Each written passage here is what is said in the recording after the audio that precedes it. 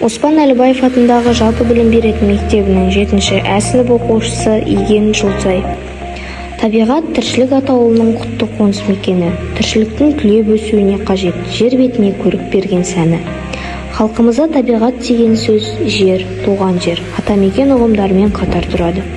Әрбір азамат табиғат алдында өзін жауапты, барлық жануарды киелі санап, өзен көл жағалауларын таза ұстап, бұлақ көрсе көзін ашып, жастайынан балаларының санасына сіңіріп, бойларын жақсылыққа үйреткен.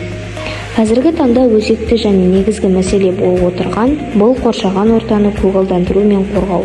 Бұл жайлы еліміздің президенті Қасым-Жомарт Тоқаев Қазақстанда жануарлардың, құстардың, балықтардың және өсімдіктердің ондаған түрлерінің жойылып кетуі қаупі бар. Табиғатты қорғау бұл ұлттық маңызы бар мәселе деген болатын. Дәл осы сөздерден кейін мектебімізде жүзеге асырылып отырған жоба «Қысқы бақ әлемі».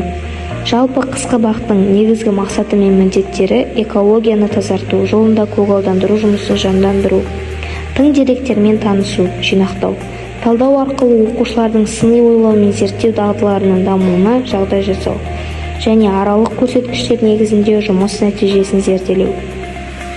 Әлеуметтік белсенділікті дамытуға өз мүддесі, сондай-ақ қоғам мүддесі үшін дайын бәсекеге қабілетті, өзін-өзі жетілдіруге құзыретті жеке тұлғаны қалыптастыру арқылы қоршаған ортаға деген көзқарасын оңтайландыру. Отанын сүйетін, табиғатты аялайтын, оны гүлдендіруге, экологияның тазалығы жолында барлық күш-жігерін аямай төгетін азаматтар тәрбиелеу. Оқушылардың жобалаушылық әрекетін қамтамасыз ететін ұйымдастыру механизмдерін әзірлеу.